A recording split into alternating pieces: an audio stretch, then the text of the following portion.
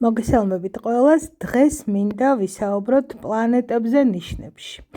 ამ ვიდეოს ჩაწერა გადამაწყვეტინა ჩემი ერთ-ერთი მეგობრის Facebook სტატუსმა, რომელსაც გაზიარებული ჰქონდა რაღაც ასტროლოგიური ჯგუფის პოსტი. ზოდიაქოს ერთ-ერთი ნიშნის დახასიათება. კომენტარები წავიკითხე, ყოველთვის ყურადღებით ვკითხულობ ხოლმე ასეთ შიგთავსებს. და მივხვდი, რომ სერიოზული პრობლემაა ასტროლოგიაში ჩაუხედავი ადამიანებისთვის იმის გაგება, თუ რას ნიშნავს, რომ რომელიღაც პლანეტა დგას რომელიღაც ნიშანში. ბუნებრივია ეს არ ევალება ადამიანს ეს იცოდეს, მაგრამ მინდა რომ განმარტება გავაკეთო, ვინც დაინტერესებული ხართ, რა თქმა უნდა. მე წინა ვიდეოში ვსაუბრობდი, რას ნიშნავს ჩვენი ზოდიაქო კონკრეტულად, ჩვენი მზის ნიშანი. და გითხარით ასევე რატომ გავართ ჩვენ ზოგიერთ სხვა ზოდიაქოს. პრინციპში იმ თემის გაგრძელებაა. მე ავიღე დღევანდელი დღის უკვე 14 მაისის რუკა ტრანზიტი და ვხედავთ რომ მზე დგას კუროში, რა თქმა უნდა კუროს ზოდიაქო არის გვიდგას ახლა. იმისთვის რომ ვიცოდეთ ჩვენი პლანეტები რა ნიშანში დგან, რა თქმა უნდა ვიცოდეთ პლანეტები როგორ გამოისახება ნათალურ რუკაში, გრაფიკულად როგორი ფორმა აქვთ მაგთ. მოდით ახლა მე გეტყვით, თქვენ მზეს მთვარეს ალბათ ყველანი ვცნობთ, ეს არის მზე, ეს არის მთვარე, შემდეგ მოდის მერკური, ეს არის მერკური. როგორც გახსოვთ, ალბათ ვინც მომისმინეთ, გახსოვთ რომ მე გითხარით რომ მერკური ჩვენ გვყავს ან იმავე ნიშანში, სადაც მზე არის, ან მეზობელ ნიშნებში შეიძლება გვყავდეს, იმიტომ რომ მერკური მზეს მხოლოდ 28 გრადუსით შორდება. ეს გახლავთ მერკური, შემდეგ მოდის ვენერა. ვენერაზეც ვისაუბრო, რომ ვენერა 48 გრადუსით შორდება მაქსიმუმ მზეს და შეიძლება იყოს გვერდით ნიშანში, შეიძლება იყოს ნიშნის გამოტოვებით. აი მაგალითად კუროს შემთხვევაში ვენერა შეიძლება იყოს კირჩხებში ან თევზებში. ეს გახლავთ ვენერა, ვენერაც ალბათ ვიცით ყველამ როგორ გამოისახება, ეს არის მარსი. შემდეგ არის იუპიტერი, რომელიც დგას კირჩხებში. აი გეტყვით ახლა ამას, ჯერ ჩამოვყვეთ პლანეტებს, შემდეგ არის სატურნი, ურანი, ნეპტუნი და პლუტონი. რაც შეეხება აი ამ ნიშნებს, ესენი გახლავთ მთვარის კვანძები, იგივე კეტუ და რახუ, იგივე აღმავალი და დამავალი, იგივე კარმული კვანძები. ეს არის აღმავალი კვანძი, ეს დამავალი, ეს გახლავთ ლილიტი. სხვა ფიქტიური წერტილები ჩემს რუკაში არასოდეს არ არის ხოლმე, არც ერთს არ ვთავ, არც სელენას და არც პროზერპინას და ქირონსაც არ ვთავ, მიუხედავად იმისა, რომ ვფიქრობ ქირონი შეიძლება კიდევ უფრო ლეგიტიმური იყოს, ვიდრე ზემოთ დასახელებული სელენა და პროზერპინა. ახლა რას ნიშნავს, რომ პლანეტა დგას რომელიღაც ნიშანში? რადგან 14 მაისს ნებისმიერი წლის 14 მაისს დაბადებული ადამიანი აუცილებლად იქნება კურო, ეს ნიშნავს ცალსახად იმას, რომ მისი მზე დგას კუროში. მაგრამ აი ნახეთ, ვინც დაიბადება დღევანდელ დღეს, მე აქ აღებული მაქვს 12 საათი და 40 წუთი, მთვარე ყველაზე ჩქარად ადის და შეიძლება მთვარე დღის მანძილზე, რა თქმა უნდა, ნიშანი შეიცვალოს.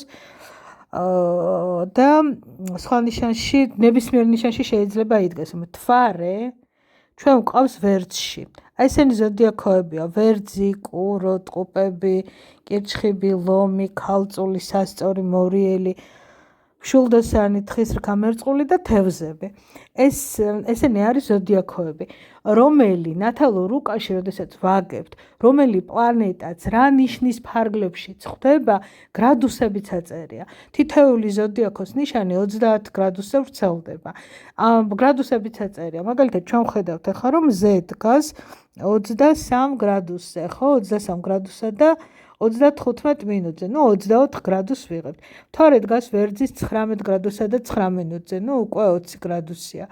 შემდეგ მერკური დგას კუროში, კუროს 23 გრადუსზე შეერთებულია მერკური შეერთებულია, მე მგონი კაზიმიც არის აქ მინუტებზე, არა, კაზიმი არა, დამწვარია მერკური, თუ 17 მინუტია. 17 მინუტი თუ არის პრაქტიკულად არის კაზიმი. კარგი, ამაზე ცალკე ვისაუბრებთ. ანუ მოკლედ მზე მერკური შეერთება გვაქვს. რას ნიშნავს შეერთება? გონივრული ორბისით არის დაშორებული პლანეტები ერთმანეთს. შემდეგ გადავიდეთ მერკური, ესე იგი ყუროში გვაქვს. გადავიდეთ ვენერაზე. ვენერა დგას ნახეთ აი ტყუპების ნიშანშია. ტყუპების 24 გრადუსა და 23 მინუტზეა. მარსი 26 გრადუსა და 33 მინუტზე. იუპიტერი კირჩხიბის 20 გრადუსა და 57 მინუტზე. ამას ნიშნავს, რომ პლანეტა რაღაც ნიშანში დგას.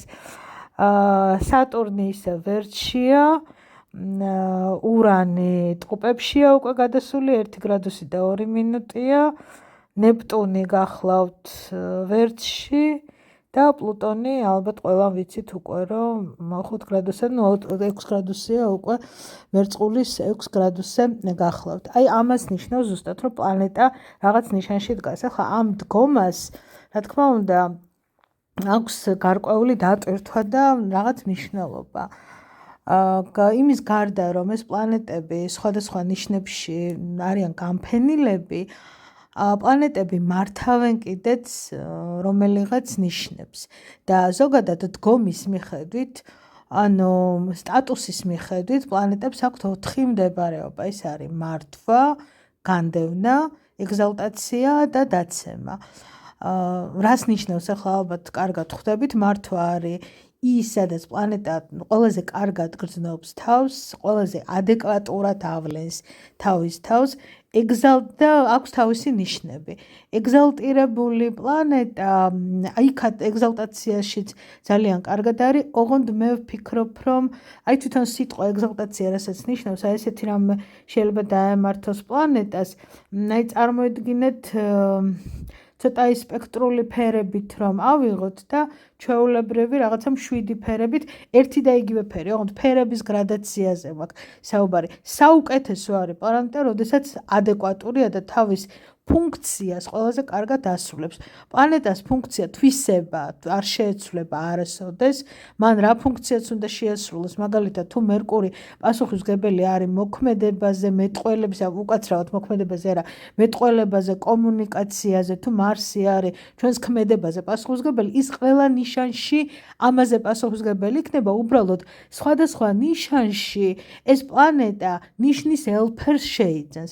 ვენერა, მაგალითად, ტყუპების ვენერა, რომელიც გახლავთ კუროსა და სასწორის მმართველი, რომელიც არის სილამაზეზე, ჰარმონიაზე, პრიორიტეტებზე, ფინანსებს როგორ ხარჯავთ, უფრო ამაზე პასუხისმგებელი პლანეტა, ტყუპებში როგორ მოიქცევა. აქ მსუბუქი ურთიერთობები სჭირდება ვენერას, ის არის ლაღი, ის არის მხიარული, ცოტათი შეიძლება მოგვეჩვენოს, რომ თავქარიანი და არ გავს მაგალითად თხიზრქის ვენერა, სადაც ვენერა შეზღუდულია, სადაც ვენერა შებოჭილია სატურნის გავლენით.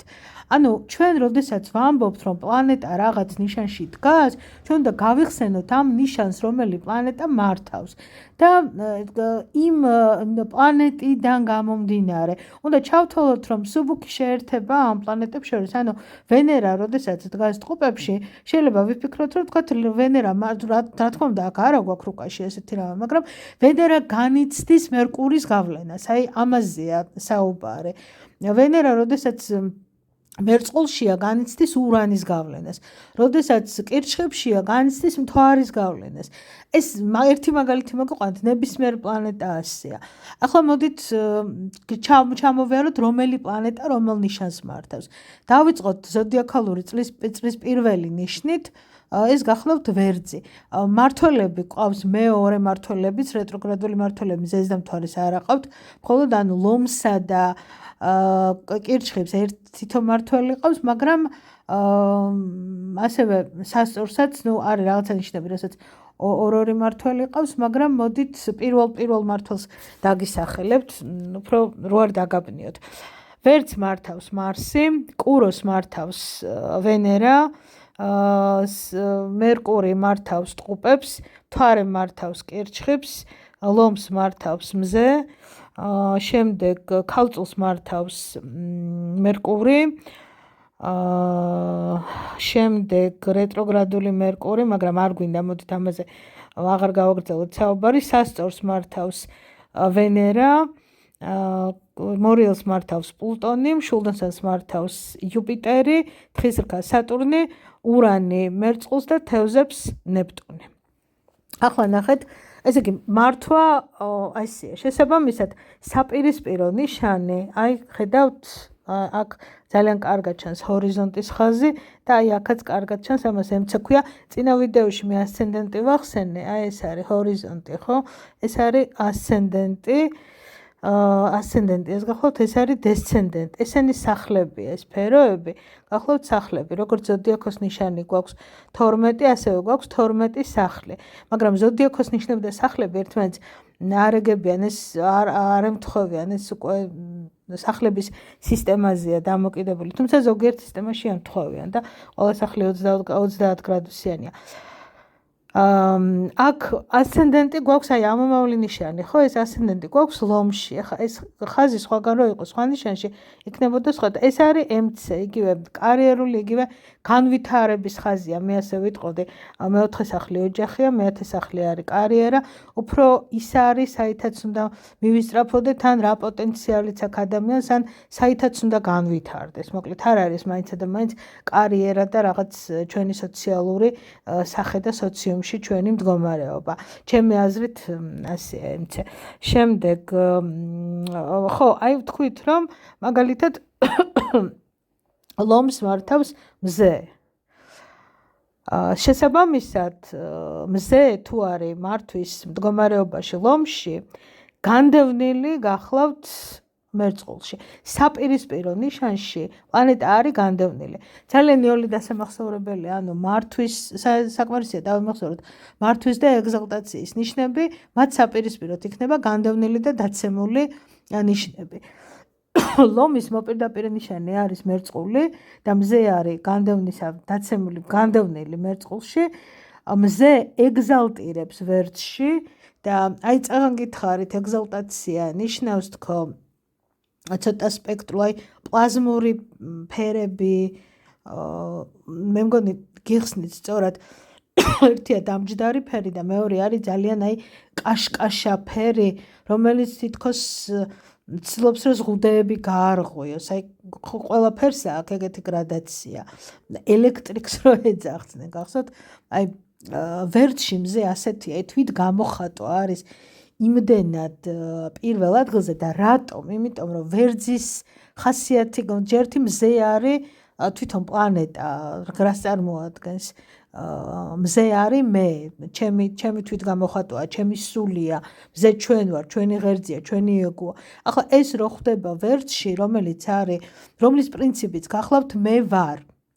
მე უნდა გამოვავლინო ჩემი თავი, წარმოედგინეთ როგორ მდგომარეობაშია და ხანდახან ძალიან გადაჭარბებული არის ხოლმე აი ვერძის მზე, ვერძის ეგო, ვერძის აი გამოხატვის სურვილი, პირველობის სურვილი, რაღაც შეიძლება დაუფიქრებლად წინ გაიჭრას, იმიტომ რომ თავისთავი გამოავლინოს. ეს არ არის რა თქმა უნდა ადეკვატური მდგომარეობა, ამიტომ ვამბობ რომ საუკეთესო მდგომარეობა აქვს მართვის ნიშნებში პლანეტებს. თუმცა იქაც შეიძლება იმდენად კომფორტულად არის პლანეტა, რომ შეიძლება პრობლემებს ვერ აღქვას პრობლემები და სწორედ ეს გახდეს პრობლემა. რაც შეეხება განდევნასა და დაცემას, როგორც გითხარით, მზე არის განდევნილი მერწყულში და განდევნა და დაცემა ზოგადად ნიშნავს არაადეკვატურად პლანეტის თვისების გამოვლენას, პლანეტის ბუნების გამოვლენას. აი შეიძლება აქაც ისევე როგორც ვერცხლში შესაძლოა ზედმეტად მოინდომოს რაღაცებში, აი ზედმეტები მოინდომოს, ზედმეტად პოპულარობა, ზედმეტად სცენაზე დგომა, ზედმეტად წინა ადგილას დგომა და ასე შემდეგ. რადგან მზე არის ეგზალტირებული ვერცხლში, დაცემული არის სასწორში. შესაბამისად. ასე არის ყველა პლანეტა აბსოლუტურად. აი ავიღოთ მთვარე. მთვარე იმართება, მთვარე მართავს კირჩხიბს. კირჩხიბი არის აგერ, შესაბამისად კირჩხიბის ოპოზიციური ნიშანი გახლავთ თხის რქა, ანუ მართვაში არის კირჩხიბში და განდევნილი არის თხის რქაში, ეგზალტირებს კუროში და დაცემული არის მორიელში. ეხლა ძალიან ვრცელი ვიდეო გამომივა, რომ მოგიყვეთ აი ამ ეგზალტაცია მე მგონი უფრო გასაგებია, კარგად ავლენს, ცოტა უტრირებულადაც ავლენს თავის თვისებებს, მე დიდად როგორ გიხდათ ხარ მიყვარს ხმამაღალი ნათქვამია, მაგრამ მართვის ნიშანში მირჩევნია პლანეტა ვიდრე ეგზალტაციაში, თუმცა ძალიან ხშირად დიდ წარმატებებს ადამიანები სწორედ ეგზალტირებული პლანეტებით აღწევენ, მაგრამ ისევე როგორც კვადრატები და ოპოზიციები, ასევე დაცემული და განდევნილი პლანეტები თუ კი მათ კარგად დავამუშავებთ, ჩვენ გზრდის გამოცდილებას გვაძლევს და ძალიან ხშირად რაღაცა მიღწევებშიც გვეხმარება. რაც შეეხება ამ დაცემულ და განდევნილ პლანეტებს, ესენი რა თქმა უნდა თავს კარგად არ გრძნობენ, აი უცხო გარემოში ხვდებიან, თითქოს წარმოიდგინეთ აი მთვარე, რომელიც მზრუნველობაზეა, დედობაზე მომართული, სიყვარულზე არ აგებს პასუხს, მაგრამ აი როგორ გითხრათ, მყუდრო გარემოზე, სახლურ გარემოზე, აი კირჩხიბულ გარემოზე არის მომართული პლანეტა და ასეთი რამეები უყარს იმშვიდეს, უცებ ხდება აბსოლუტურად ცივ, გაყინულ სატურნულ ნიშანში, თითქოს მთვარე და სატურნი არის შეერთებული. რა თქმა უნდა, მთვარე თავის კარგად ვერ გამოხატავს იმ გარემოში. თქვენ წარმოიდგინეთ, ახლა ძალიან აი თბილ ქვეყანაში გაზრდილი ადამიანი იმ კლიმატ შეჩვეული, რო ადგათ ჩასვათ სადღაც ყინულოვანი ოკეანის მიდამოებში, ხო ვერ იგრძნობს თავს კარგად. ადაპტაცია უჭირს, აი ეს არის პრობლემა. და შესაბამისად თავს კარგად ვერ ავლენს, მაგრამ მან იქ უნდა წაიღოს თავისი მოპირდაპირე ნიშნის, ანუ მთვარის ნიშნის, ანუ კირჩხიბის ბუნება და რაღაცნაირად უნდა მოარგოს. აი ამას როდესაც ვისწავლით, ამ პლანეტებსაც დავმუშავთ. მე მგონი ცოტა თემას გადავახვიე, ჩემი თემა საერთოდ არ იყო დღეს დაცემულ და განდევნილ ან ეგზალტირებულ პლანეტებზე საუბარი, მაგრამ რადგან გითხარით, რომ დგომის მიხედვით არის 4 მდებარეობა, აი სწორედ ამას მოვაყოლე ეს ამბავი. უფრო კი, აი მინდა გაგაგებინოთ ამ ვიდეოთი, რომ როდესაც ჩვენ ვამბობთ, რომ მაგალითად მე ვარ თხის რქა, ეს არ ნიშნავს, რომ მე ყველა პლანეტა მაქვს თხის რქაში. ეს ნიშნავს იმას, რომ ჩემი მზე თხის რქაშია. შეიძლება ჩემი მერკური იყოს თხის რქაში, უკვე ორჯერ ვთქვი რატომ რა მიზეზით და შესაძლოა ასევე, რომ რა თქმა უნდა ვენერაც იყოს, შეიძლება მარსიც იყოს და ურანიც. თხის რქაში ურანი, რა ვიცი, დიდხანს აღარ იქნება.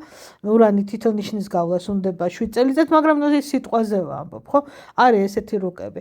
მით უმეტეს ახლა იუპიტერი და სატურნი უფრო სწრაფად აზიზე, შეიძლება ეს სოციალური პლანეტებიც მოგვიხვდეს ჩვენ რაღაც ნიშნებში. ახლა დაბადებულ ბავშვებს მაგალითად ვინც იბადებიან ვინც დაიბადნენ ვერძის ნიშანში, ვინც მომავალ წელსაც დაიბადებიან ვერძის ნიშანში, ვერც შეეყოლებათ მზეც, აუცილებლად შეიძლება მერკური ყავდეთ და სატურნი და ნეპტუნი ეყოლებათ. ნეპტუნი კიდევ ძალიან დიდხანს. სატურნი 2 წელიწადი და ცოტა მეტი და მერე გადის უკვე ნიშნიდან. შესაბამისად, ის რომ ჩვენ რომელიღაცა ნიშნის წარმომადგენელი ვართ, ნიშნავს რომ მზე ყავს იმ კონკრეტულ ნიშანში. მაგრამ დანარჩენი პლანეტები სადა ყავს, ამას უკვე სჭირდება ნათალურ რუკაში ჩახედვა. მე მგონი გაგაგებინეთ რისი ახსნა მინდოდა, ძალიან დიდი მადლობა ვინც მომისმინეთ. შეგახსენებთ კიდევ ერთხელ, რომ დამწყები ვარ YouTube-ზე და ძალიან დამავალებთ თუ გამოიწერთ ამ არხს, ჩემს ვიდეოებს მოიწონებთ და გადააზიარებთ. დიდი მადლობა.